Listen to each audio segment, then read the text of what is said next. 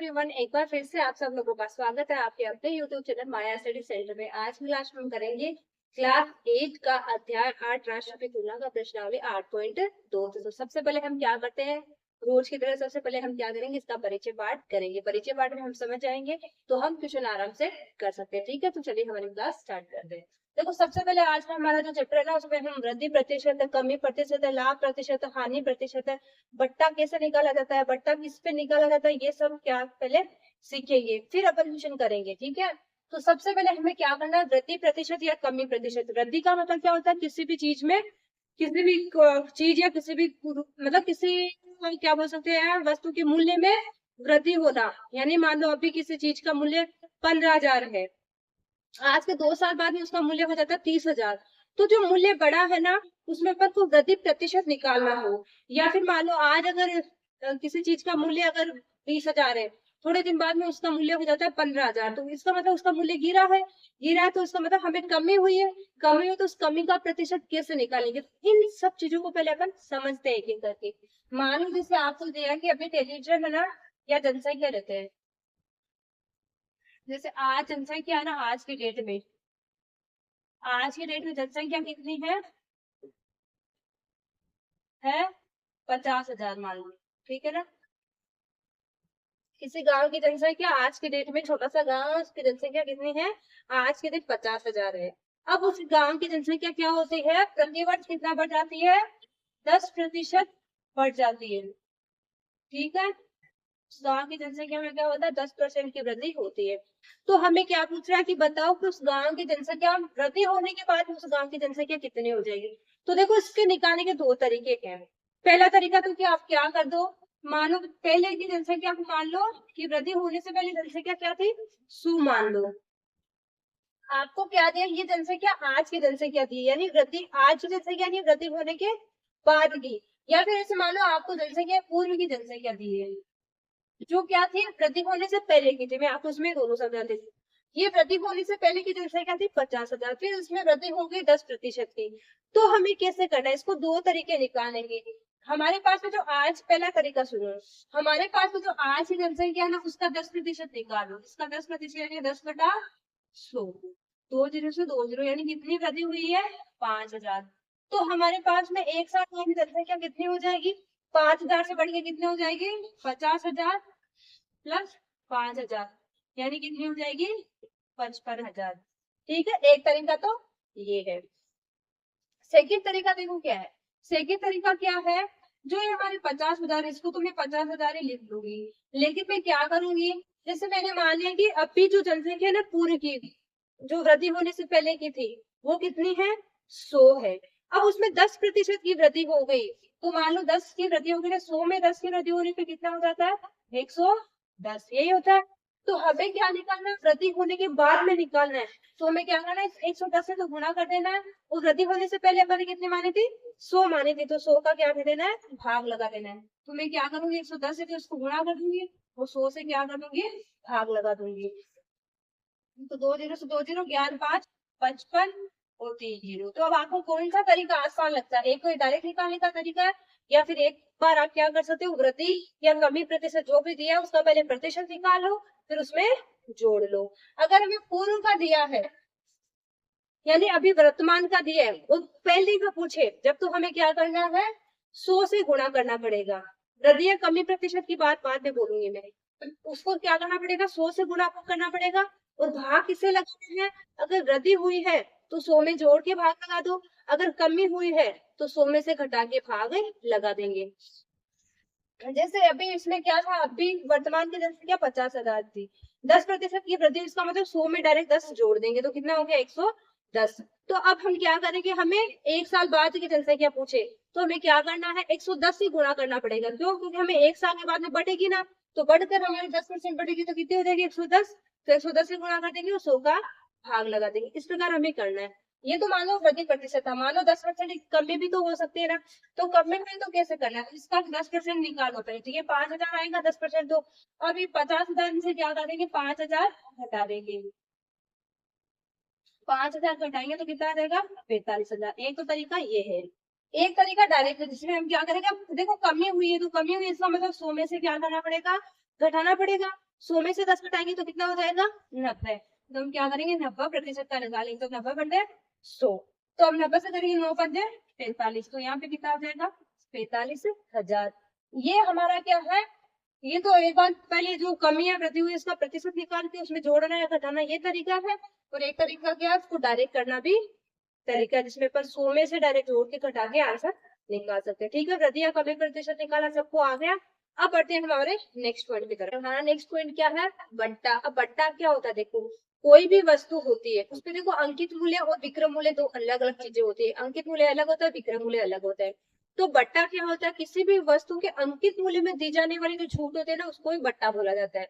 मानो किसी कोई भी वस्तु उसके अंकित मूल्य कितना है 900 रुपए, अब उस अंकित मूल्य को 100 रुपए कम कर दिया जाता है, तो उस वस्तु को बेचा कितने में 800 में। तो जो अंकित मूल्य और विक्रय मूल्य का जो डिफरेंट होता है ना वही क्या होता है, बट्टा होता है। तो इसकी डेफिनेशन क्या होती है, किसी वस्तु के अंकित मूल्य में दी जाने वाली छूट को क्या बोलते हैं, बट्टा बोलते हैं। बट्टा क्यों दिया जाता है, बट्टा क्या होता है, किसी भी दुकान पे या किसी भी बिजनेस में बट्टा क्यों दिया जाता है, ज्यादा से ज्यादा ग्राहकों को आकर्षित करने के लिए, या फिर क्या होता है उस माल जिस माल वो दिनों से कोई माल बड़ा है वो नहीं बिक रहा है, तो क्या कर देते हैं वो अंकित मूल्य पर कुछ छूट देके उस माल को क्या कर देते हैं, क्या कर देते हैं बेचने की कोशिश करते हैं, तो उसको क्या बोलते हैं अपन, बट्टा। अपन बोलते हैं ना वो डिस्काउंट पे बेचे जा रही है, इतना % डिस्काउंट मिल रहा है, इतने % डिस्काउंट मिल रहा है, वो सारे सेल लगाते हैं ना डिस्काउंट पे 40% डिस्काउंट पे। तो वो क्या करते हैं जो उसकी अंकित मूल्य होती है यानी उसकी जो रेट होती है ना अंकित करी उसमें छूट देके हमें क्या कर देता है वो वस्तु बेच देते हैं। तो ज्यादा से ज्यादा ग्राहकों को आकर्षित करने के लिए अंकित मूल्य में वस्तु की छूट दी जाती है, या फिर बिक्री में वृद्धि करने के लिए बोल दो, या फिर ज्यादा से ज्यादा ग्राहकों को आकर्षित करने के लिए बोल दो, कुछ भी बोल सकते हैं। तो ज्यादा से ज्यादा ग्राहकों को आकर्षित करने के लिए या फिर बिक्री में वृद्धि करने के लिए क्या कर देते हैं अंकित मूल्य में छूट देते हैं। उससे क्या होता है कि कुछ ग्राहक ज्यादा आकर्षित हो सके। तो जो अंकित सॉरी बट्टा होता है ना वो अंकित मूल्य में से क्या करते हैं विक्रय मूल्य को घटा के निकाला जाता है। जैसे अपन एक एग्जाम्पल लेते हैं, जैसे कोई वस्तु थी, किसी वस्तु का अंकित मूल्य मान लो 1000 रुपए था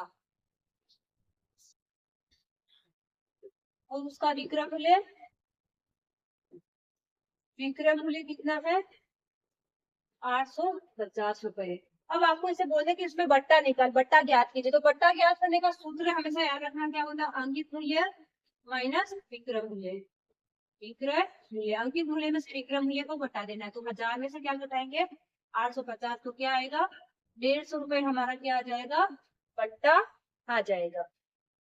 अब आपको बट्टा प्रतिशत भी पूछ सकता है, तो हमेशा याद रखना बट्टा प्रतिशत निकालने का सूत्र क्या होता है, बट्टे की जो राशि है वो और बट्टे में हमेशा और हमेशा बट्टा हमेशा किस पे कैलकुलेट किया जाएगा अंकित मूल्य पे, ना कि विक्रय मूल्य पे। विक्रय मूल्य पे बट्टा कभी भी कैलकुलेट नहीं किया जाता। जैसे आपको इसी का बट्टा प्रतिशत निकालना तो हम क्या करेंगे, बट्टा हमारा क्या 150 और हमारा अंकित मूल्य क्या है 1000 गुणा 100, तो 2 जीरो से 2 जीरो का 1 जीरो से 1 जीरो, यानी कितना आ जाएगा बट्टा प्रतिशत कितना आ जाएगा, प्रतिशत कितना आया 15%। इस प्रकार अपन क्या कर सकते हैं, अंकित मूल्य दिया है विक्रय मूल्य दिया है तो हम क्या कर सकते हैं इसमें बट्टा भी निकाल सकते हैं और बट्टे का प्रतिशत भी निकाल सकते हैं, या फिर आपको बट्टे का प्रतिशत दिया है तो अपन विक्रय मूल्य या अंकित मूल्य भी निकाल सकते हैं। ठीक है, अब हम करते हैं हमारा नेक्स्ट पॉइंट क्या है, क्रय मूल्य, विक्रय मूल्य, लाभ प्रतिशत और हानि प्रतिशत। क्रय मूल्य क्या होता है, जैसे अपन कोई भी चीज खरीदते हैं, हम जिस मूल्य पे उस वस्तु को खरीद के लाते हैं वो हमारा क्या कहलाता है क्रय मूल्य। क्रय मूल्य क्या होता है, जिस मूल्य पे वस्तु हमने खरीदी है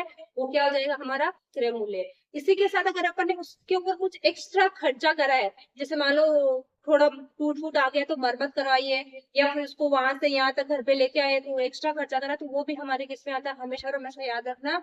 जैसे कोई बिजनेस होता है उसमें अगर बहुत सारे लेबर्स लगाए हैं तो कुछ माल आया, माल को लाने के लिए एक्स्ट्रा खर्चा करना पड़ता है ना, लेबर्स को भी देनी पड़ती है राशि इधर से उधर उठा पटा करने के लिए, तो वो भी किसमें आ जाता है हमारा खरीद के मूल्य में यानी क्रय मूल्य में जोड़ा जाता है। इस बात का विशेष रूप से ध्यान रखना कि जब भी किसी वस्तु को खरीदा जाता है तो उसके ऊपर जो एक्स्ट्रा खर्चा किया जाता है जैसे मरम्मत का, परिवहन का या श्रमिकों पर, ये सभी क्रय मूल्य में जोड़ा जाता है। जिस मूल्य पर वस्तु को खरीदा जाता है वो मूल्य क्या कहलाता है, उस वस्तु का क्रय मूल्य कहलाता है। ठीक है, सबको क्लियर हो गया। अब आओ विक्रय मूल्य पे। विक्रय मूल्य क्या होता है, जिस मूल्य के ऊपर वस्तु को बेचा जाता है, यानी आपके पास में कोई वस्तु थी, आपने किसी दूसरे को बेच दी, बेचने से आपको कुछ राशि तो प्राप्त हुई ना, जो राशि आपको उस दूसरे व्यक्ति से प्राप्त होगी वो आपके लिए तो क्या हो जाएगी विक्रय मूल्य, और उस अगले बंदे के लिए क्या हो जाएगी क्रय मूल्य, क्योंकि उसने आपसे खरीदा है तो उसके लिए तो हो गई क्रय मूल्य, और उसने आपको बेचा है इसका मतलब आपके लिए क्या हो विक्रय मूल्य। इस प्रकार क्रय मूल्य और विक्रय मूल्य में डिफरेंस सबको पता चल गया। क्रय मूल्य यानी जिस मूल्य पे वस्तु को खरीदा जाता है वो क्रय मूल्य, और जिस मूल्य पे वस्तु को बेचा जाता है वो हमारा क्या हो जाता है विक्रय मूल्य। अब आते हैं कि क्रय मूल्य और विक्रय मूल्य में जब कम ज्यादा होता है कुछ तो क्या होता है। मान लो क्रय मूल्य तो है, ये क्रय मूल्य है, ठीक है, और ये इधर है विक्रय मूल्य। अब मैं बोलूँ क्रय मूल्य तो 100 रुपए, विक्रय मूल्य 120 रुपए, तो मुझे आप बता सकते हो कि सौदे में मुझे लाभ हुआ है कि हानि हुआ है। तो आप बता सकते हो क्योंकि आपने 100 रुपए में खरीदा था, उस वस्तु को 120 में बेच दिया है, तो इसका मतलब आपको क्या हुआ है लाभ हुआ है। तो इसका मतलब अगर विक्रय मूल्य ज्यादा है और क्रय मूल्य कम है तो इसका मतलब हमें क्या होगा हमेशा लाभ होगा। अगर किसी वस्तु को कम में खरीद कर ज्यादा में बेच दिया जाता है तो हमेशा हमेशा क्या होता है लाभ होता है। विक्रय मूल्य ज्यादा हो गई, लाभ का फॉर्मूला यही होता है, लाभ बराबर क्या होता है विक्रय मूल्य माइनस क्रय मूल्य। लाभ का सूत्र क्या होता है विक्रय मूल्य माइनस क्रय मूल्य, क्योंकि लाभ जब भी होता है जब विक्रय मूल्य यानी अपन ने किसी चीज को खरीदा भाई, अगर 100 में खरीदा 100 में बेच दिया तो हमें क्या लाभ थोड़ी ना बराबर ही हुआ, जितना था उतना ही आया है। 100 में खरीदार 120 में बेच दिया तो ऑब्वियसली हमें लाभ हुआ है कि नहीं हुआ है। 100 की वस्तु 120 में बेची तो इसका मतलब लाभ हो गया कितने का 20 रुपए का। तो लाभ कैसे निकालेंगे 120 में से 100 को घटाएंगे तो हमारे पास में लाभ क्या आ जाएगा 20 रुपए। ठीक है, सबको क्लियर हो गया। इसी प्रकार आपको मान लो हानि होती है तो हानि का सूत्र क्या हो जाता है। मान लो ये तो हमारे पास में क्या था विक्रय मूल्य 120 था, अब विक्रय मूल्य तो 100 कर दूं मैं और क्रय मूल्य कर दूं 120। अब आपको दोनों में क्या डिफरेंस दिख रहा है, इसका मतलब क्या क्रय मूल्य तो है 120 यानी क्रय मूल्य ज्यादा है विक्रय मूल्य से, तो इसका मतलब क्या हो गया कि जब क्रय मूल्य ज्यादा होता है विक्रय मूल्य से तो हमेशा हमेशा क्या होता है हानि होती है। यानी आपने कोई वस्तु 100 रुपए में खरीदी, उसको बेच दिया आपने 80 रुपए में, बेच दिया 80 रुपए में, तो आपने खरीदा उस टाइम में आपने 100 रुपया दे दिया और आपको वापस मिल रहा है 80 रुपए, तो 20 रुपए कहाँ से आएंगे, वो आप अपने हानि में लिखोगे ना कि मुझे इतने रुपए का घाटा हो गया। तो हानि का सूत्र क्या हो जाता है क्रय मूल्य माइनस विक्रय मूल्य। हानि होती है तो हमेशा याद रखना क्रय मूल्य ज्यादा होता है विक्रय मूल्य कम होता है। लाभ होता है जब क्रय मूल्य हमेशा क्या होता है कम होता है और विक्रय मूल्य ज्यादा होता है। ये बात सबको क्लियर होगी कि क्रय मूल्य कौन सा होता है विक्रय मूल्य कौन सा होता है, लाभ क्या होता है हानि क्या होता है। अब बात आते हैं हानि प्रतिशत और लाभ प्रतिशत पे। जब भी आप किसी भी संख्या का लाभ प्रतिशत निकालना, मान लो आपने कोई वस्तु किसी वस्तु को 1000 रुपए में खरीदा था, ठीक है ना, वो 10% लाभ में बेच दी, तो आप कैसे निकालोगे। तो लाभ प्रतिशत का सूत्र क्या होता है देखो, लाभ बटा क्रय मूल्य गुणा 100। हमेशा हमेशा याद रखना लाभ प्रतिशत हो चाहे हानि प्रतिशत हो, हमेशा हमेशा किस पे कैलकुलेट किए जाएंगे क्रय मूल्य पे। अगर लाभ प्रतिशत निकाला तो ऊपर लाभ कर देना, हानि प्रतिशत निकालना तो ऊपर हानि कर देना, नीचे हमारा क्या आएगा हमेशा क्रय मूल्य ही आएगा। हानि प्रतिशत निकालना है तो लाभ प्रतिशत है, ठीक है ना। हानि प्रतिशत निकालना ना तो हानि प्रतिशत का सूत्र क्या हो जाएगा हानि बटा क्रय मूल्य गुणा 100, ठीक है। लाभ प्रतिशत का आप कैसे निकालेंगे, देखो इसमें क्या है किसी वस्तु को 1000 में खरीदा था, उसको बेच दिया कितने में 10% लाभ, इसमें तो हमें क्या दिया है हमें देखो प्रतिशत नहीं, अगर कुछ भी निकाल सकते हैं, प्रतिशत दिया है तो विक्रय मूल्य निकाल सकते हैं। अभी मान लो वस्तु का खरीद उनका 1000 है, वो बेचने का है, विक्रय मूल्य है 1200 रुपए, तो इससे अपन समझेंगे लाभ प्रतिशत। अब मुझे जो विक्रय मूल्य दे दिया 1200 और क्रय मूल्य था 1000, तो इसका मतलब लाभ तो हुआ है, लाभ हुआ है तो विक्रय मूल्य से क्रय मूल्य से घटाएंगे, 1200 में से 1000 को घटाएंगे तो कितना आएगा 200 रुपए। तो मुझे लाभ की जगह कितना रखना है 200, मेरा क्रय मूल्य कितना है 1000, गुणा कर देना 100 से, 2 जीरो से 2 जीरो 1 जीरो से 1 जीरो, यानी कितना आएगा 20%। इसका मतलब इस सौदे में लाभ कितना हुआ है 20% का। इसी प्रकार मान लो अगर हानि हो जाती है तो अपन हानि प्रतिशत भी निकाल सकते हैं। यही मान लो आपने 1000 में खरीदी थी और आपने इस वस्तु को बेच दिया 800 रुपए में, ज्यादा में खरीद के कम में बेच दिया, इसका मतलब हानि हुई है। हानि में तो हमें सूत्र क्या बन जाएगा हानि प्रतिशत बराबर हानि बटा क्रय मूल्य गुणा 100।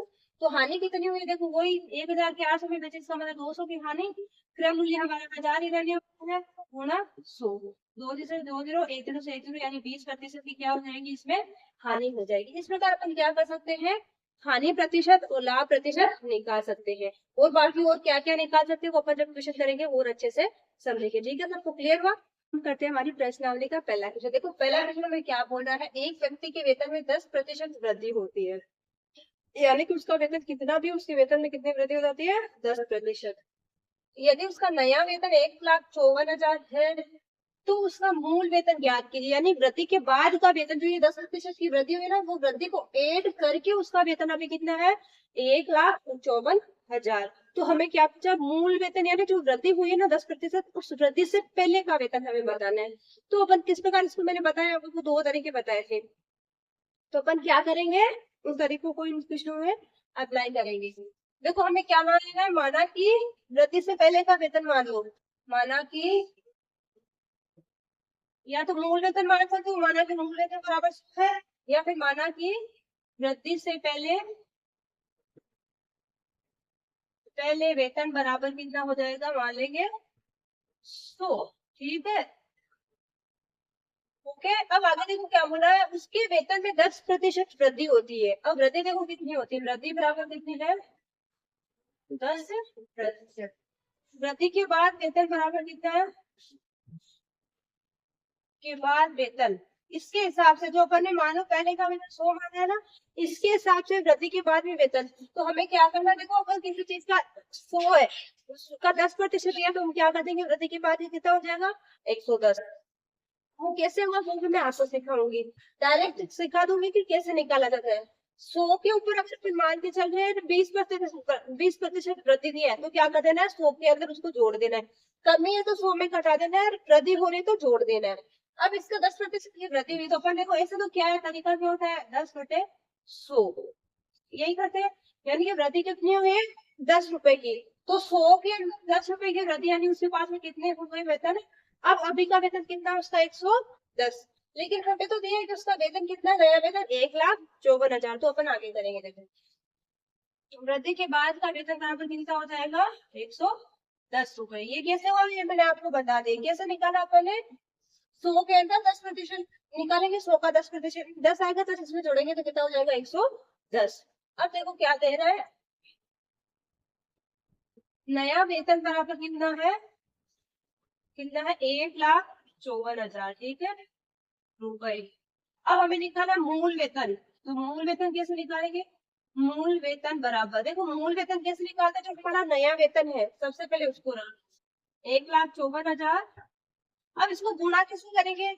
हमें जो निकालना है उससे तो गुणा करना है, हमें जो दिया है उसका भाग लगा देना है। तो हमें दिया क्या, वो देखो, तो हमें दिया क्या था, हमें दिया था 10% की वृद्धि होती है, ये हमें दिया है। इसका वृद्धि का प्रतिशत 10% की वृद्धि होने के बाद कितना मूल्य आता है? 110। तो ये 110 तो किसका? इसका। तो अपन भाग तो किसका लगा देंगे? 110 का। और हमें निकालना क्या है?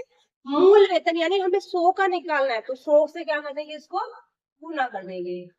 देखो जो कट रहा है उसको काट दो, 1 0 से 1 0, 11 1 11, बचेंगे 4, 11 4 44, 1 2 2 0 आएंगे, यानी 1400 गुना में 100 कितना हो जाएगा? 1,40,000 रुपए। ये क्या हो जाएगा उसका मूल वेतन। मूल वेतन का मतलब क्या? उसका पुराना वेतन जो वृद्धि से पहले का था। अब आप इसके ऊपर खुद से निकाल के भी दे सकते हो, 1,40,000 पे आप 10% वृद्धि निकालोगे तो क्या हो जाएगा?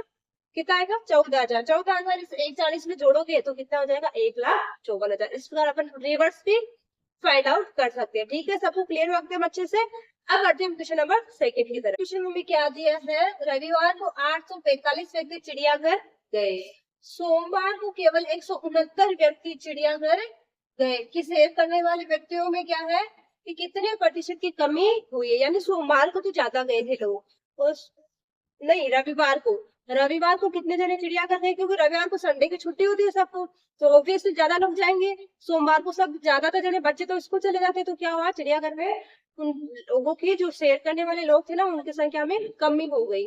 अब हमें क्या बताना है, कमी का प्रतिशत निकालना है। तो अपन ने सीखा है वृद्धि या कमी का प्रतिशत कैसे निकालते हैं। चलिए अपन अब उसको प्रैक्टिकली करते हैं। देखो पहले क्या है, रविवार को, वो देखो इस प्रकार की क्वेश्चन थोड़ा ऐसे लिख के किया करो, वो लिखना आपको कहाँ से, क्वेश्चन में से लिखना है। ठीक है, रविवार को चिड़ियाघर में आने वाले व्यक्ति बराबर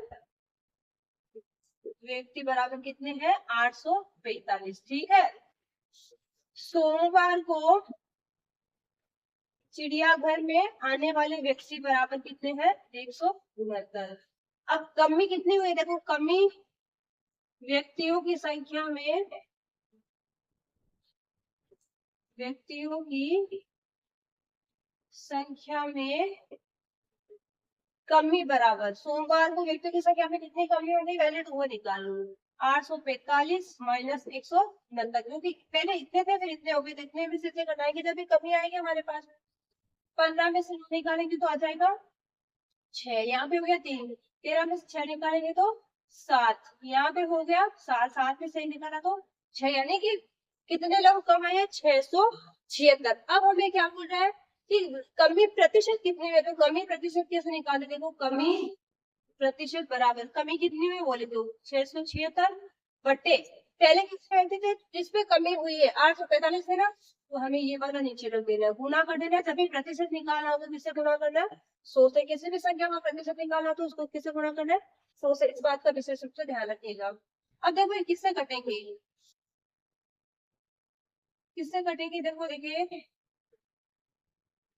13 5 65 13 26 13 5 75 80 80 13 5 65 हो जाएगा नहीं, 13 5 65 13 2 26 13 6 78 ऐसे ऐसे 6 13 5 65 है ना, 13 चौके 52 13 5 62 है ना, ये 5 एकम 5 5 दूनी 10 0, यानी नीचे तो कुछ बचा नहीं, ऊपर बच गया 4 गुना 20, कितना था? 4 दूनी 8, यानी कितना हो गया? 80%। यानी कितने लोगों की संख्या का बोले तो कितने लोगों की संख्या में कितने लोगों की कमी हुई है? 676। लेकिन हमें क्या पूछा है? कमी का प्रतिशत पूछा है कि आने वाले जो व्यक्ति थे ना उनमें जो कमी हुई उसका प्रतिशत निकालना है। तो वृद्धि का प्रतिशत पूछे या कमी का प्रतिशत पूछे? वृद्धि हुई तो वृद्धि को ऊपर रख देना, कमी हुई तो कमी को ऊपर रख देना, ठीक है? रख दिया। फिर जिसके ऊपर वृद्धि या कमी हुई है, ये वाली थी भाई पहले वाली, इसके ऊपर हुई है वृद्धि होगी तो इसके ऊपर होगी, कमी होगी तो इसके ऊपर होगी, तो उसको रख देना नीचे, गुना कर देना है। जब भी प्रतिशत पूछे तो गुना कर देना है, वृद्धि प्रतिशत या कमी प्रतिशत, तो गुना किसे करना है? 100 से। फिर जो ऊपर नीचे कट रहा है उसको काट लो, नहीं कट रहा उसको ऊपर गुना कर दो, नीचे कुछ भी नहीं है तो कुछ भी नहीं आने वाला, ठीक है? अब करते हैं क्वेश्चन नंबर थर्ड क्वेश्चन में क्या करना है? देखो एक दुकानदार 24 रुपए में 80 वस्तुएं खरीदता है, उन्हें 16% लाभ पर बेचता है। एक वस्तु का विक्रय मूल्य ज्ञात कीजिए। यानी हमें क्या करना है? एक वस्तु का विक्रय मूल्य, यानी पहले तो विक्रय मूल्य निकालना, फिर जो भी विक्रय मूल्य आएगा उसको एक वस्तु का विक्रय मूल्य निकाल के बताना, ठीक है? तो सबसे पहले हम क्या मान लेंगे? माना कि क्रय मूल्य क्या हो जाएगा हमारा? माना कि क्रय मूल्य बराबर क्या हो जाएगा? 100 रुपए मान लेंगे, ठीक है? अब उसे देखो लाभ हुआ है, लाभ बराबर कितना है? 16%। तो हमारा विक्रय मूल्य क्या हो जाएगा? विक्रय मूल्य बराबर क्या हो जाएगा? 116। भाई क्यों हुआ सबको पता है? क्योंकि जब भी लाभ होता है तो हमें क्या करना है? जितने प्रतिशत का लाभ हुआ उसको क्या कर देना? क्रय मूल्य में जोड़ देना है, तो हमारा क्या आ जाता है? विक्रय मूल्य आ जाता है। अगर हानि हुई है तो उसे क्रय मूल्य में से क्या कर देना है? जितने प्रतिशत की हानि हुई उसको क्रय मूल्य में घटा देंगे, तो क्या आ जाएगा? विक्रय मूल्य आ जाएगा। इतनी बात सबको पता है। अब आगे देखो क्या है। अब देखो क्रय मूल्य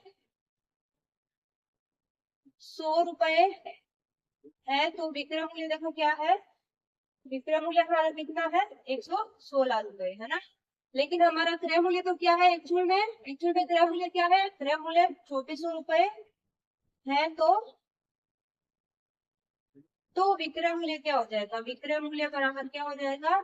116 गुना 2400 बटा भाग किसका देना है? 100 का। मैंने क्या बोला था?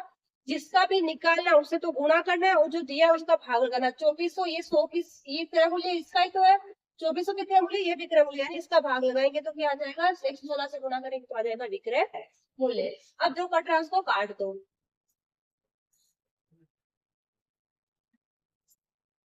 देखो 4 जीरो से 2 जीरो कट हो जाएंगे, ऊपर क्या बच गया? 116 गुना 24, गुना करेंगे तो आएगा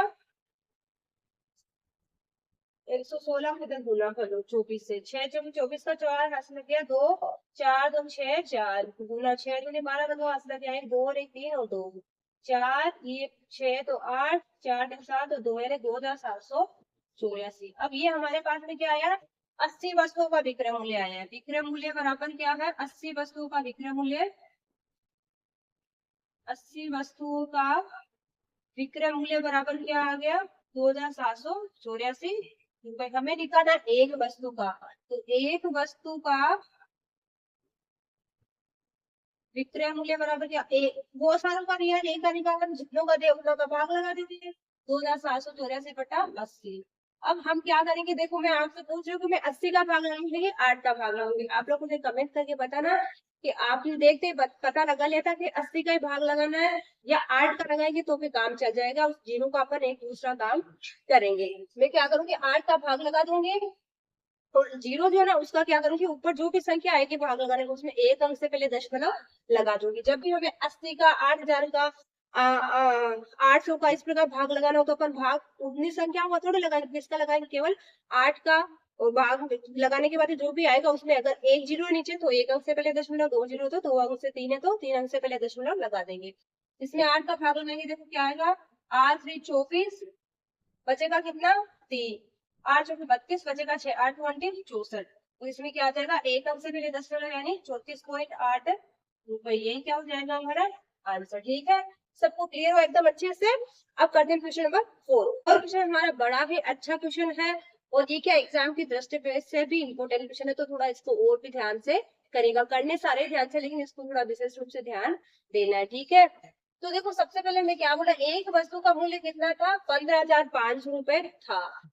450 रुपए इसकी मरम्मत पर खर्च किए, यदि उसे 15% लाभ पर बेचा जाता है तो उसका विक्रय मूल्य ज्ञात कीजिए। तो मैंने आपको इंट्रोडक्शन पार्ट में क्या बताया था, जब भी कोई वस्तु खरीदी जाती है उस खरीदने के साथ साथ उस पर एक्स्ट्रा चार्ज किया जाता है, जैसे किसी लेबर को चुकाया जाता है या कोई वस्तु में टूट फूट आ गई तो उसकी मरम्मत करवाते हैं। तो जो भी खर्चा लगता है ना, एक वहां से यहाँ घर तक लाने के लिए या गोदाम तक लाने के लिए, वहां से कहीं पे भी माल आता है ना तो वहां से अपन के गोदाम तक लाते हैं, तो जो भी खर्चा होता है इस प्रकार का, परिवहन का, मरम्मत का, तो वो सब किसमें ऐड होता है, हमारे क्रय मूल्य में, यानी हमने जितने मूल्य में खरीदा है ना उसमें उसको ऐड करना है, क्योंकि वो पैसे कौन देने वाला है, वो अपन के लगने वाले। ठीक है, तो 450 रुपए इसमें जोड़ने के बाद में इसका क्रय मूल्य आएगा, तो हम क्या लिखेंगे, वस्तु का मूल्य बराबर क्रय मूल्य बराबर कितना था, 15,000, या फिर मूल्य लिख लो, वस्तु का मूल्य बराबर 15,500 रुपए। ठीक है, अब देखो क्या बोल रहा है, मरम्मत पर खर्च किए बराबर कितना है, 450 रुपए। अब वस्तु का क्रय मूल्य क्या हो जाएगा, क्रय मूल्य बराबर क्या हो जाएगा, देखो क्रय पूरा नहीं लिखा जाता उसको, क्रय तो मूल्य इसमें क्या लिखा जाता है, विक्रय को वी डॉट मूल ले लिखे तो वो क्या हो जाता है, विक्रय मूल्य, विक्रय मूल्य, ये तो हमारा क्रय मूल्य कहलाता है, और इसको वी मैंने वी डॉट मूल डॉट लगाया, इसका मतलब क्या, विक्रय मूल्य, इसका ध्यान रखिएगा। नया क्रय मूल्य क्या हो जाएगा, 15,500 प्लस 450, इनको जोड़ लो। देखो 15,000 तो 15,000 नहीं, 450 तो कितने हो जाएंगे, 15,500 400 950 रुपए। ये हमारा क्या आ गया, नया क्रय मूल्य, यानी उसने खरीदा तो उतने में था लेकिन एक्स्ट्रा चार्ज इतना लग गया मरम्मत पे, तो वो भी उसके क्रय मूल्य पे एड हो जाएगा। क्रय मूल्य एक्चुअल में अब उसका कौन सा हो गया, 15,950 रुपए। अब देखो क्या पड़ा, उसने क्या करा, उस वस्तु को 15% लाभ में बेचा है, तो लाभ प्रतिशत बराबर क्या, लाभ बराबर क्या है, 15%। ठीक है, लाभ 15% है, तो इसमें ये देखो अपन डायरेक्ट कर सकते हैं, या तो अपन क्या मान लीजिए, माना कि क्रय मूल्य क्या है 100 रुपए, तो 100 रुपए क्रय मूल्य पे, 100 रुपए क्रय मूल्य पर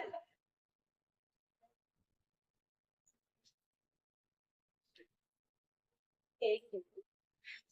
अब अपन इतने क्वेश्चन कर लिए ना, अब अपन डायरेक्टली करते हैं। अब विक्रय मूल्य डायरेक्ट निकालो, विक्रय मूल्य बराबर क्या हो जाएगा, विक्रय मूल्य बराबर हो जाएगा 15,950 गुना क्या हो जाएगा, 115 घंटे में 100, क्योंकि अपन ने 3 4 क्वेश्चन उस प्रकार के कर लिए, तो अब अपन डायरेक्ट भी कर सकते हैं, विक्रय मूल्य डायरेक्ट निकालेंगे। एक जीरो से जीरो कट हो गया, 5, इसको क्या करना, ये 5 से काटेंगे तो भी लास्ट में 2 का भाग लगाना पड़ेगा, तो हम क्या करेंगे, इसको इसे गुणा करके डायरेक्ट एक संख्या से पहले दशमलव लगा देंगे। देखो 15 9 5 इसको गुणा करके 115 से, 5 और 25 का 5 ऐसे लगे तो 9 बचे 45 को 47 का 7 ऐसे लगे 4 5 और 25 26 27 28 29 का 9 ऐसे लगे तो 5 और 2 7 गुना 5 9 5 1 गुना गुना 5 9 5 1 सबको जोड़ लो। 5 7 12 को हाथ लग गया 1, 9 9 18 19 20 24 का 4 हाथ लग गया 2, 9 1 10 14 15 16 26 से 23 का 3 हाथ लग गया 2, 5 2 7 1 8 1, यानी कितना आया 1,83,425। एक अंक से पहले क्या लगा देंगे दशमलव, तो कितना आ जाएगा 18,342.5 रुपए। तो इसका विक्रय मूल्य कितना आ गया 18,342.5 रुपए। ठीक है, सबको क्लियर हुआ। इस प्रकार अपन क्या करेंगे, अब डायरेक्ट भी कर लेंगे। अपन को पता चल गया किस प्रकार लिखा जाता है कि विक्रय मूल्य 100 रुपए है तो विक्रय मूल्य कितना है 115 रुपए, क्योंकि 15% का लाभ हुआ तो विक्रय मूल्य क्या हो जाएगा 115 रुपए।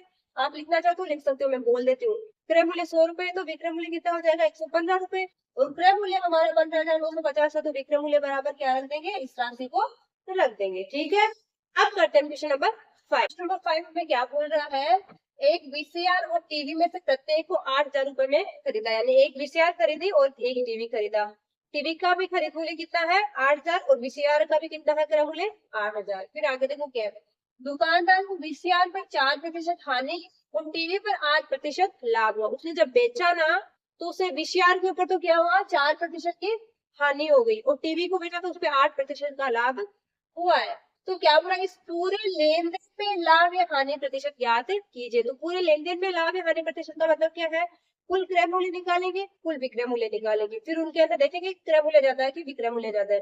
अगर क्रय मूल्य ज्यादा है तो हानि हुई है, विक्रय मूल्य ज्यादा है तो लाभ हुआ, फिर उसका प्रतिशत भी हम निकालेंगे। ठीक है, तो सबसे पहले हम क्या मानेंगे, पहले तो लिख लो पीसीआर का क्रय मूल्य, दोनों का विक्रय मूल्य निकालेंगे। क्रय मूल्य बराबर कितना है 8,000 रुपए। ठीक है, और हानि प्रतिशत कितना है, हानि बराबर 4%। हाँ, अब हानि हुई इसका मतलब मानेंगे क्या, माना क्रय मूल्य बराबर क्या है, बराबर क्या है 100 रुपए। अब हानि हुई है तो विक्रय मूल्य क्या हो जाएगा, विक्रय मूल्य बराबर कितना हो जाएगा, मैंने क्या बोला था हानि हुई तो 100 में से डायरेक्ट घटा दो, 100 में से घटाएंगे तो कितना हो जाएगा 96। ठीक है, अब हमें पता है कि क्रय मूल्य हमारा एक्चुअल में क्या है 8,000, तो जब क्रय मूल्य 100 है जब, तो विक्रय मूल्य क्या है 100 रुपए है, तो विक्रय मूल्य बराबर क्या है 96 रुपए। ठीक है, और जब क्रय मूल्य हमारा एक्चुअल में कितना है, क्रय मूल्य कितना है 8,000 रुपए है तो विक्रय मूल्य क्या होता है ना 96। देखो इसको ऊपर रख देना है, इसको 100 को नीचे रख देना है, 100 गुना इधर क्या है हमारा 8,000। ठीक है, अब जो कट रहा है वो काट दो, 2 जीरो से 2 जीरो कट जाएगा, ऊपर क्या बचेगा 96 गुना 80, तो ये क्या हो जाएगा, जीरो का जीरो, 8 6 48 60 असला है 4, 9 अंटे 72, 73 74 75 76, यानी 7,680 रुपए। तो इसका विक्रय मूल्य तो कितना आ गया, 20,000 का विक्रय मूल्य आ गया 7,680 रुपए। अब हम क्या करेंगे, टीवी का निकालते हैं। देखो टीवी का क्या देना, टीवी का यहाँ तक तो बीसीआर है ना, टीवी का क्रय मूल्य बराबर क्या है, वो ये क्रय मूल्य तो कितना है 8,000 रुपए। ठीक है, इस पे क्या है लाभ बराबर क्या है, टीवी पे कितना है 8%। लाभ है तो क्या हो जाएगा हमारा, मान लें कि माना क्रय मूल्य इसका भी कितना है 100 रुपए, इधर दिखेगा नहीं शायद, 100 रुपए है तो विक्रय मूल्य कितना हो जाएगा, विक्रय मूल्य लाभ है तो क्या करना 100 में जोड़ देना, विक्रय मूल्य बराबर हो जाएगा 108 रुपए। अब क्या करेंगे, जब क्रय मूल्य, अब देखो इसमें नहीं लिखेंगे पर इसमें डायरेक्ट विक्रय मूल्य निकालेंगे। ठीक है, विक्रय मूल्य बराबर क्या हो जाएगा 108 गुणे 8,000 बटे भाग लगा दो 100 का, तो क्या आ जाएगा, 2 जीरो से 2 जीरो कट हो गए, जीरो का जीरो, 8 और 64 और ये 8, यानी 8,640 रुपए क्या आ गया, विक्रय मूल्य आ गया। अब हमें पता है इसका विक्रय मूल्य आया ये है, दूसरे का टीवी का आया इतना, तो हम पहले जोड़ते हैं कुल क्रय मूल्य, क्योंकि हमें पूरे सौदे पे लाभ या हानि कर सकते हैं। कुल क्रय मूल्य बराबर क्या हो जाएगा, कुल क्रय मूल्य कितना हो गया 8,000 है दोनों का, तो क्या करेंगे 2 बार 8,000 प्लस 8,000 कितना हो गया 16,000 रुपए। फिर कुल विक्रय मूल्य बराबर, इसी प्रकार दोनों का विक्रय मूल्य क्या उसको भी जोड़ लेंगे, एक का तो कितना 7,680 रुपए प्लस दूसरे का 8,640 रुपए, दोनों को जोड़ेंगे तो आएगा कितना 0, 8 4 12 का 2 हाथ से लग गया 1, 6 6 12 और 1 13 का भी हाथ से लग गया 1, 8 8 16, यानी 16,300 20 रुपए। देखो हमारा क्रय मूल्य तो था 16,000 रुपए और विक्रय मूल्य आया 16,320 रुपए। तो मुझे क्या दिख रहा है, क्रय मूल्य ज्यादा है कि विक्रय मूल्य ज्यादा है? विक्रय मूल्य ज्यादा है ना, 320 रुपए। तो हमें दिख रहा है कि जब विक्रय मूल्य ज्यादा है तो हमें क्या हुआ है, जब विक्रय मूल्य ज्यादा है तो लाभ, तो पूरे सौदे में लाभ हुआ है। ठीक है, ये लाइन लिखना हमें, हुआ है। अब लाभ का प्रतिशत कैसे निकालेंगे? लाभ, पहले तो लाभ निकाले थे। लाभ का सूत्र क्या होता है? विक्रय मूल्य माइनस क्रय मूल्य। लाभ बराबर विक्रय मूल्य माइनस क्रय मूल्य। क्वेश्चन थोड़ा बड़ा है, ठीक है ना। 16,320 माइनस 16,000 तो कितना आ जाएगा? 320 रुपए। अब लाभ प्रतिशत कैसे निकालते हैं? लाभ प्रतिशत का सूत्र मैंने क्या बताया था? लाभ बटे क्रय मूल्य गुणा 100। तो लाभ कितना है? 320 बटे में हमारा क्रय मूल्य कितना है? क्रय मूल्य वो 8,000 नहीं देखना, क्योंकि अपन पूरे सौदे पे कुल सौदे पे निकाले, दोनों का साथ है। दोनों का साथ है कितना क्रय मूल्य? 16,000 रुपए है। गुणा में 100। 2 0 कट हो गए, 1 0 16 1 16 100 32 यानी 2% आया। तो कुल सौदे में क्या हुआ? 2% का लाभ हो गया है। लाभ प्रतिशत कितना है? 2। यहाँ पर लिख सकते हैं लाभ बराबर 2%। ठीक है, सबको क्लियर हुआ एकदम अच्छे से? क्वेश्चन थोड़ा बड़ा है, लेकिन आप ध्यान से करोगे ना तो कुछ भी इसमें टफ नहीं है। आप ऐसे देख के सोचोगे कि क्वेश्चन तो बहुत बड़ा है, हमें तो समझ में नहीं है, कुछ भी नहीं करना है। केवल क्रय मूल्य दिया है तो पहले विक्रय मूल्य निकालना है। हानि हो रही है तो क्या करना है? 100 में से डायरेक्ट घटा देना है, वो जो प्रतिशत दिया है वो। लाभ हो रहा है तो 100 में जोड़ देना है। फिर क्या करना है, अपन वही स्टेप करते हैं। क्रय मूल्य की गुणा में अगर लाभ निकाल, सॉरी, क्रय मूल्य दिया है, विक्रय मूल्य निकालना है, तो क्या करते हैं कि लाभ है तो जोड़ के ऊपर उसे गुणा करके नीचे 100 का भाग लगा देते हैं, और इसी प्रकार उसका उल्टा हो जाएगा। अब मैं कुल सौदे में पूछा था, यानी दोनों का साथ में पूछा था, तो दोनों का क्रय मूल्य जोड़ लिया, दोनों का विक्रय मूल्य जोड़ लिया। विक्रय मूल्य क्रय मूल्य को जोड़ा तो हमारे सामने क्या आया कि क्रय मूल्य से ज्यादा है विक्रय मूल्य, इसका मतलब लाभ हुआ, तो लाभ का प्रतिशत निकालिए। ठीक है, हम करते हैं क्वेश्चन नंबर 6। क्वेश्चन में क्या करना, बट्टे का क्वेश्चन दिया है। यानी कि देखो क्वेश्चन क्या बोल रहा है, सेल के दौरान एक दुकान सभी वस्तुओं के अंकित मूल्य पर 10% का बट्टा देती है। वो क्या करती है, 1450 पे अंकित मूल्य वाली जो जींस थी ना, उस पे 10% बट्टा देती है। और दो कमीजें है ना, उसके प्रत्येक का मूल्य कितना है? अंकित मूल्य 850 रुपए, तो उस पे भी बट्टा देती है। यानी एक शर्ट का मूल्य कितना था? 850 रुपए, उस पे भी 10% का बट्टा देंगी।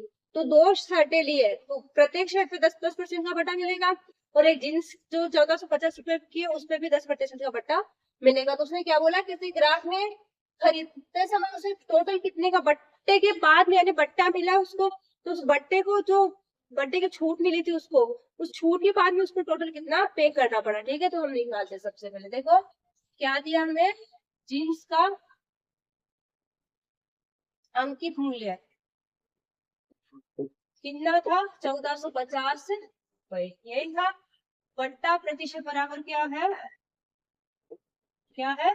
10, या बट्टा बराबर 10%। ठीक है, अब हमें पता है कि बट्टा जब 10% है तो बट्टे के बाद में मूल्य कितना हो जाएगा, या फिर अपन डायरेक्ट निकालेंगे। देखो मैं आपको बताती हूँ। तो इस जींस का क्या हो जाएगा, जींस का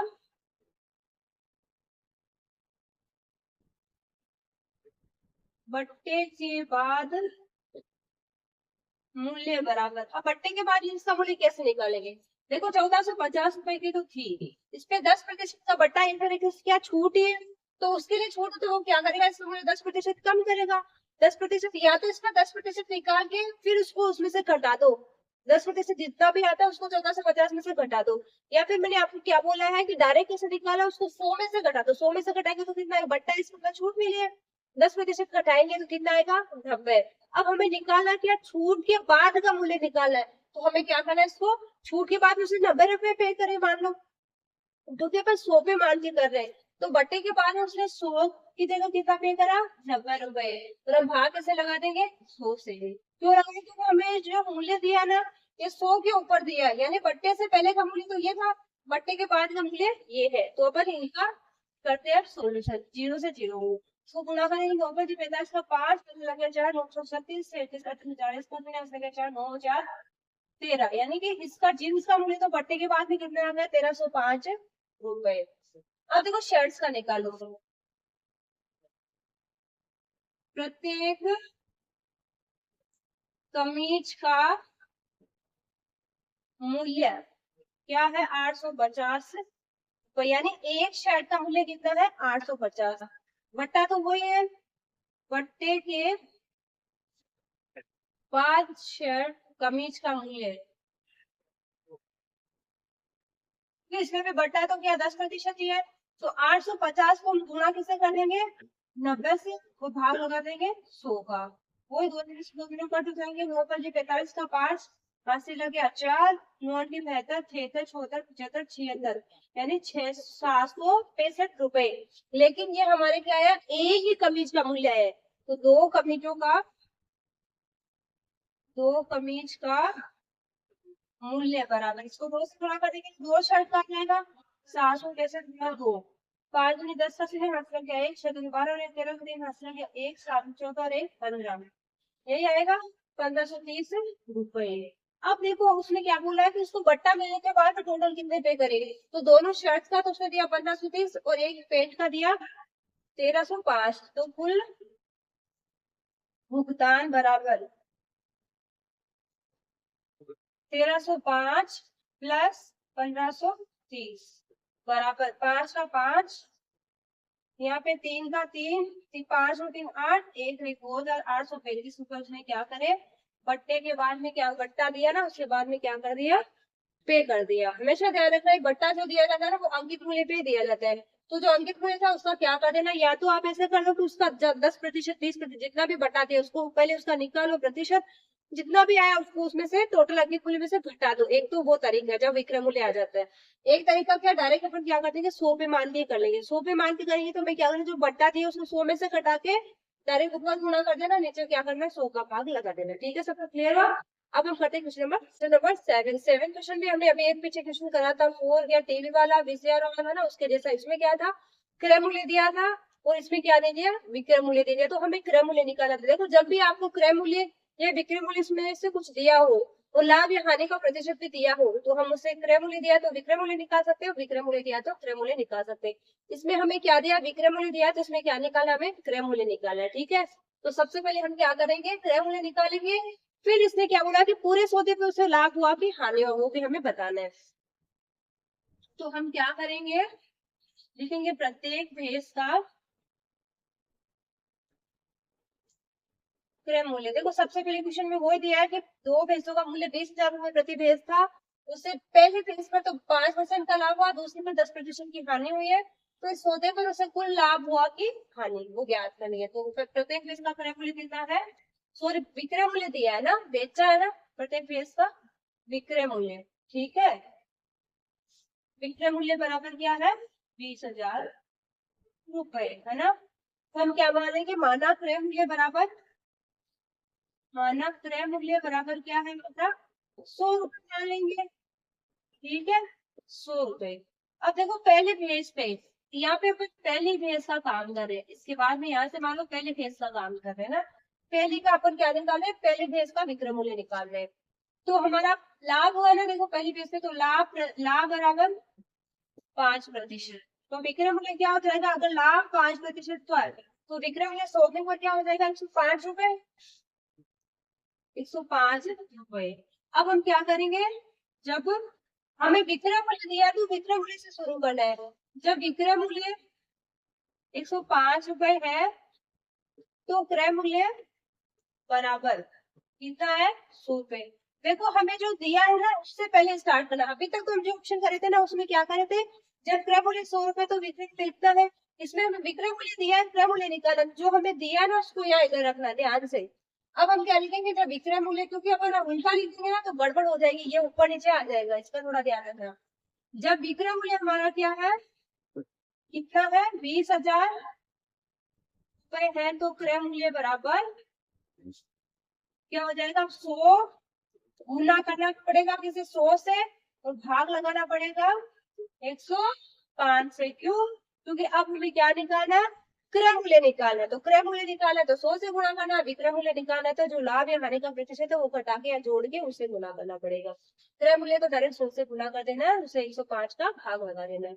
अब 105 का भाग लगाना है तो हमें तो लगाना पड़ेगा, उसके लिए हम क्या करेंगे इधर करेंगे, देखो 2 0 0 0 0 0 इसमें 105 का भाग लगाएंगे, तो क्या करेंगे, 2 बार में ज्यादा हो जाएगा, 1 बार में जाएगा 105, 10 में से 5 निकाला तो 5, 9 में से 0 गया 9, यही होगा।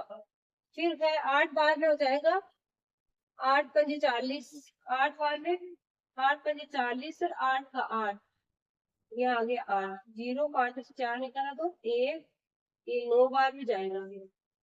9 बार में कितना आएगा, 9 पंजे 45 और 9 का 9, 10 में से 5 निकाला तो हो गया 5। फिर क्या उतारेंगे, ये हो गया, ये जीरो उतारेंगे तो जाएगा नहीं, तो इधर भी 0 आएगा।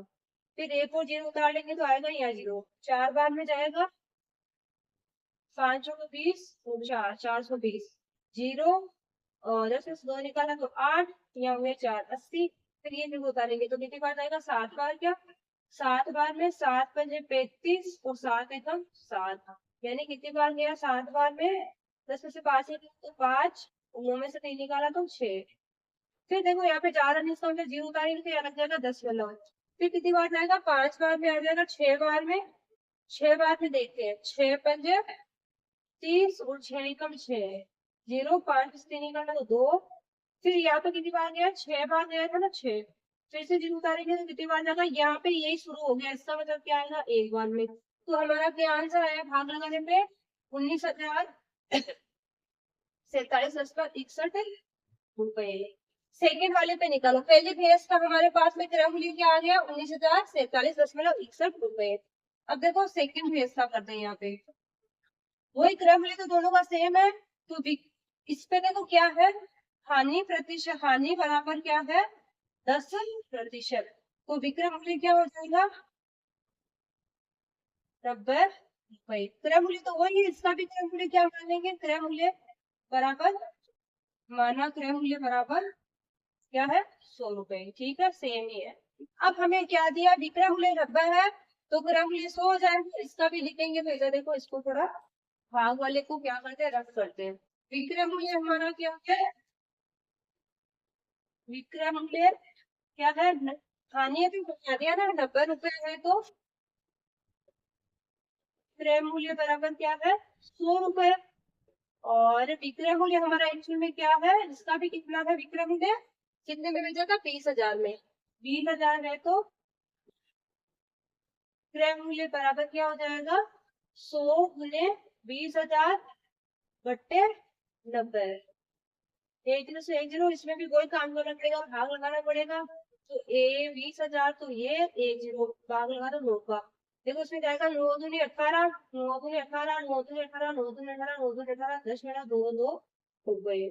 अब हमें देखो इसमें तो क्या हुआ है, दूसरे फेज का विक्रय मूल्य तो आया 22,222, मान लो इतना मान के चलते हैं। पहले फेज का विक्रय मूल्य क्या आया था 19,47,61 रुपए। तो हमें पता है कि हमें क्या बोल रहा है, इस सौदे पर कुल लाभ या हानि पूछी है, तो हम क्या करेंगे, दोनों का क्रय मूल्य जोड़ते हैं, क्रय मूल्य कुल क्रय मूल्य जोड़ेंगे, कुल क्रय मूल्य बराबर क्या हो जाएगा 20,000, सॉरी ये क्या आया हमारा क्रय मूल्य, विक्रय मूल्य नहीं क्रय मूल्य, क्रय मूल्य क्या है 22,222.22 प्लस इसका कितना है 19,47,61, इनको क्या कर देंगे, जोड़ देंगे।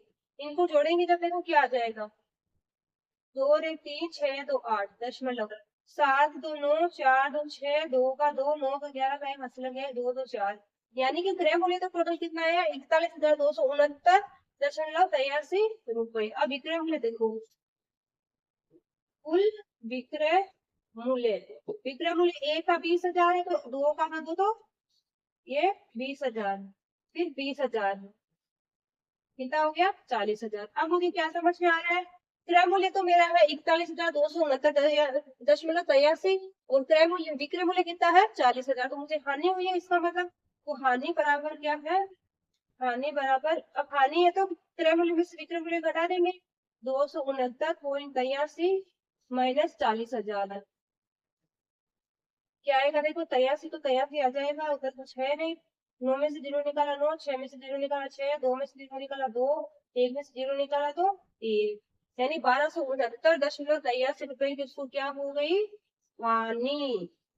क्वेश्चन बहुत बड़ा है, इसलिए थोड़ा ध्यान से कीजिएगा। सबसे पहले क्वेश्चन तो बड़ा है लेकिन आसान है एकदम, एक साथ में 2 क्वेश्चन दे दिए, तो हमें विक्रय मूल्य तो दोनों पैसों का 20,000 रुपए दिए है, तो हम क्या करेंगे, एक पे लाभ हुआ उसे तो क्या करेंगे, उसके लाभ से क्रय मूल्य निकालेंगे, दूसरे पे हानि है तो उस हानि के हिसाब से क्रय मूल्य निकालेंगे, फिर दोनों का क्रय मूल्य जोड़ेंगे, दोनों का विक्रय मूल्य जोड़ेंगे।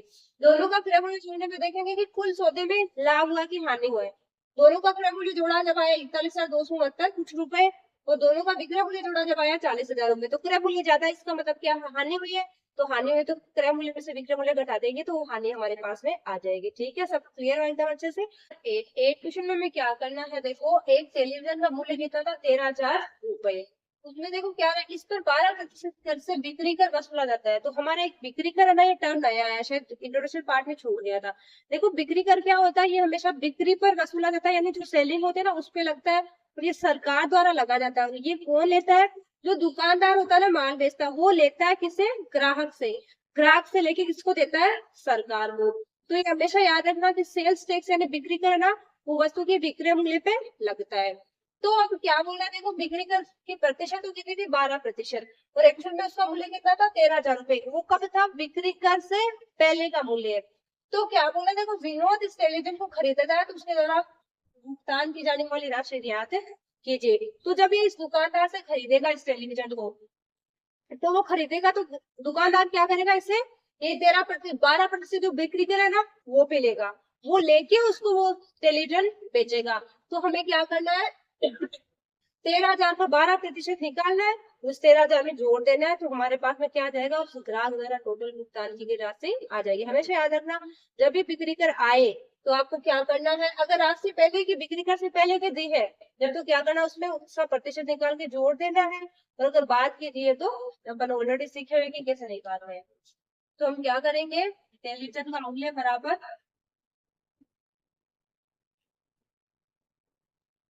मूल्य कितना है, 13,000 रुपए।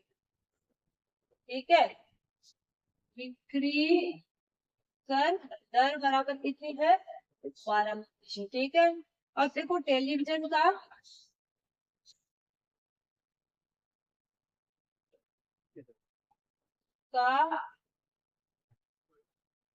मूल्य बिक्री कर के बाद, अब बिक्री कर देखो क्या है, मैंने क्या बोला था, ये किस पे लगता है, बिक्री के ऊपर लगता है। ये बिक्री जो वस्तु का मूल्य था ना उसके ऊपर बिक्री पे लगे, सॉरी विक्रय मूल्य पे लगेगा। तो विक्रय मूल्य ये था ना, तो इसके ऊपर अपन निकाल देंगे क्या, बिक्री कर। तो 12 से निकालने का मतलब क्या है कि 100 में 12 जोड़ेंगे जब 112 आ जाता है, तो या तो आप क्या करते हो, इसका 112% निकालो, 100 का भाग लगा दो, 112/100 कर लो, या फिर पहले इसका 12% निकाल के फिर इसमें वो आता है वो उसमें जोड़ लो। तो अपन क्या करेंगे, टेलीविजन का मूल्य बिक्री करके 5, या फिर एक काम करो, आप एक बार डायरेक्ट रख लो ना, बिक्री का दर है 12%, बिक्री कर बराबर कितना हो जाएगा, 13,000 गुना 12/100। दो जैसे दो जीरो घंटे हो गए, जीरो को जीरो, 12 का भी नस्ल गया, 3 12 होती 15, यानी बिक्री कर कितना आ गया, 1560 वही। अब देखो बिक्री कर तो आया 1560, और उस टेलीविजन का मूल्य कितना था, 13,000 रुपए। तो वो ग्राहक जब उस टेलीविजन को, यानी विनोद जब उस टेलीविजन को खरीदेगा, तो वो 1560 रुपए तो ये देगा, और 13,000 ये देगा, तो टोटल कितना भुगतान करेगा, तो विनोद द्वारा टेलीविजन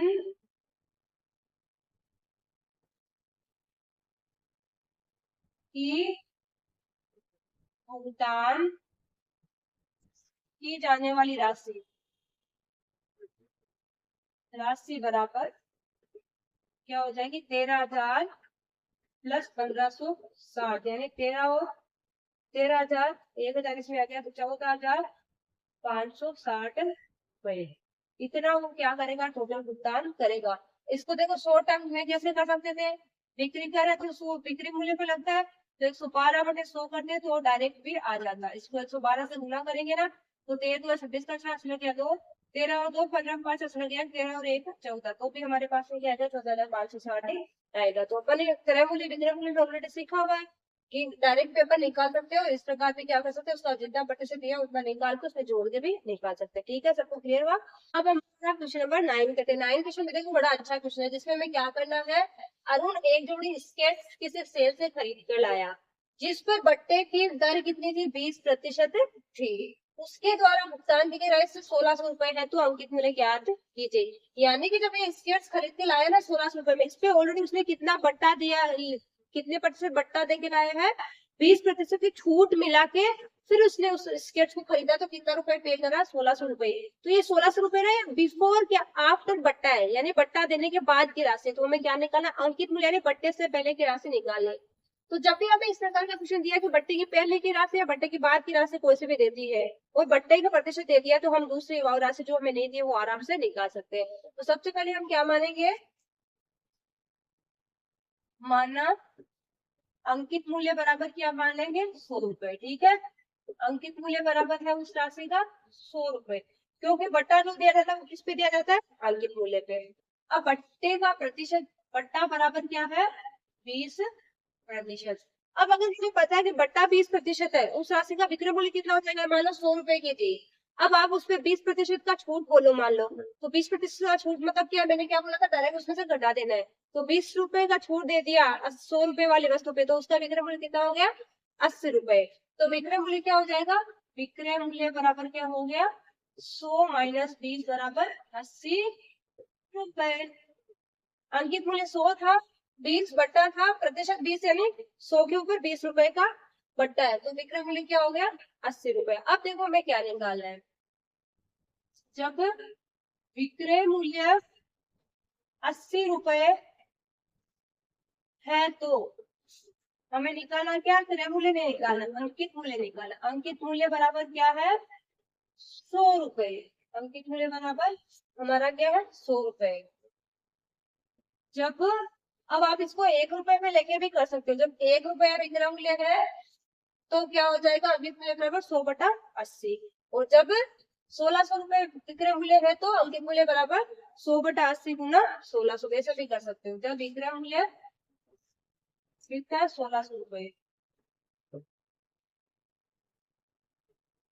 तो अंकित मूल्य बराबर क्या हो जाएगा, 100/80 में 1600।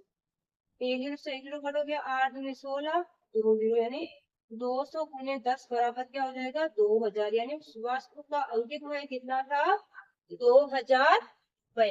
अब 2000 पे आप 20% का बट्टा निकालना, कितना आएगा, 400 रुपए। 400 को 2000 में से घटाओगे तो क्या आएगा, 1600 रुपए। तो अपन कैसे भी निकाल सकते हैं। ठीक है, सबको क्लियर हो एकदम अच्छे से। अब हम करते हैं क्वेश्चन नंबर 10। क्वेश्चन नंबर 10 में हमें क्या करना है, मैंने एक हेयर ड्रायर 8% वेट सहित 5400 रुपए में खरीदा। वेट को जोड़ने से पहले उसका मूल्य ज्ञात कीजिए। तो वेट क्या है, वैल्यू एडेड टैक्स। ये वैल्यू, वेट का फुल फॉर्म क्या होता है, VAT यानी वैल्यू एडेड टैक्स। तो ये भी एक प्रकार का क्या है, करी है, बिक्री करी होता है। तो इसको भी क्या है, इसमें जो 5400 रुपए है ना, इसमें ऑलरेडी क्या 8% वेट शामिल है। तो हम क्या करेंगे, उससे पहले का मूल्य निकालेंगे। तो क्या मानेंगे, माना कि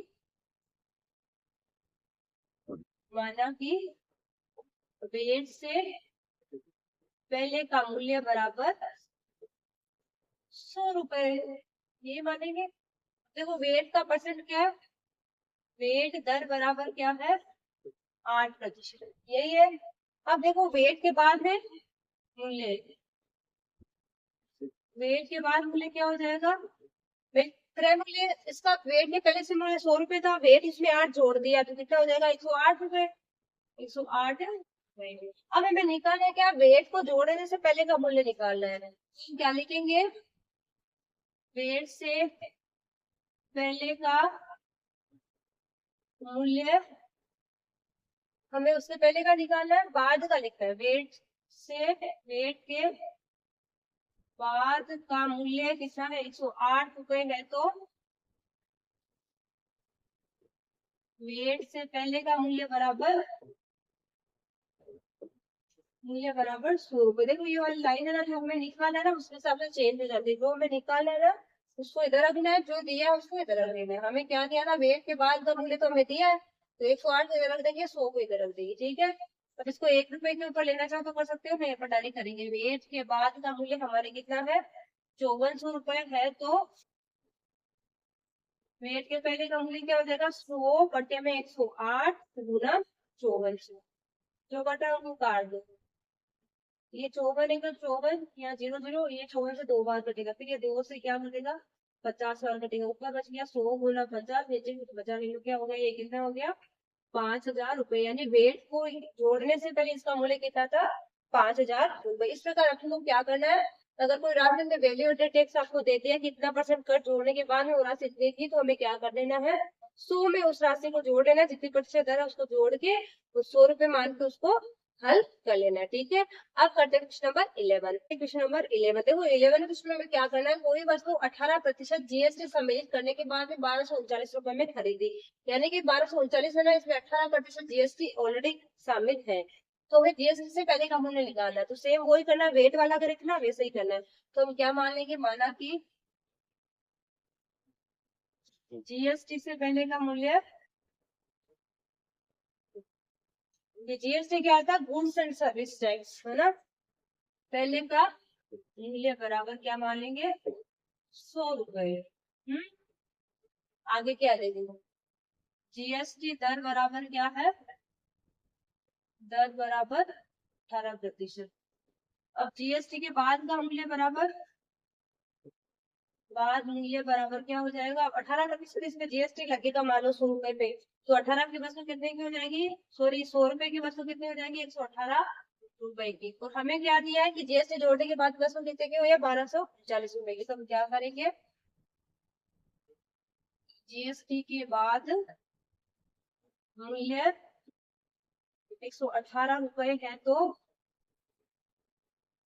जीएसटी से पहले मूल्य बराबर 100 रुपए,